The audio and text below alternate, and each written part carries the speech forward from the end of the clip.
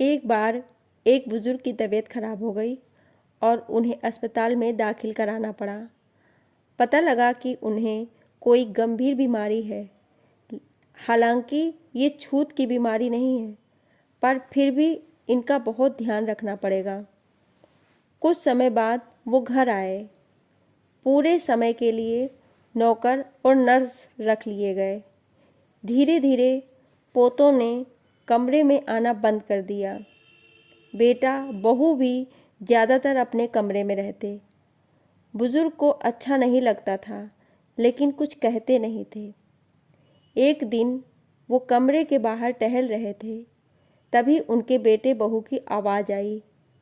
बहू कह रही थी कि पिताजी को किसी वृद्धा आश्रम या किसी अस्पताल के प्राइवेट कमरे में एडमिट करा दें, कहीं बच्चे भी बीमार ना हो जाएं। बेटे ने कहा, कह तो तुम ठीक रही हो, आज ही पिताजी से बात करूँगा। पिता चुपचाप अपने कमरे में लौटा। सुनकर दुख तो बहुत हुआ, पर उन्होंने मन ही मन कुछ सोच लिया। शाम जब बेटा कमरे में आया तो पिताजी बोले, अरे मैं तुम्हें ही याद कर रहा था, कुछ बात करनी है। बेटा बोला, पिताजी मुझे भी आपसे कुछ बात करनी है, आप बताओ क्या बात है। पिताजी बोले, तुम्हें तो पता ही है कि मेरी तबीयत ठीक नहीं रहती, इसलिए अब मैं चाहता हूँ कि मैं अपना बचा जीवन मेरे जैसे बीमार, असहाय, बेसहारा बुजुर्गों के साथ बिताऊं।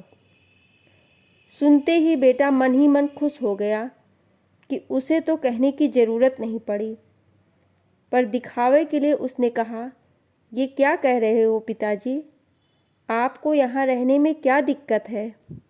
तब बुजुर्ग बोले, नहीं बेटे, मुझे यहाँ रहने में कोई तकलीफ़ नहीं, लेकिन ये कहने में मुझे तकलीफ़ हो रही है कि तुम अब अपने रहने की व्यवस्था कहीं और कर लो।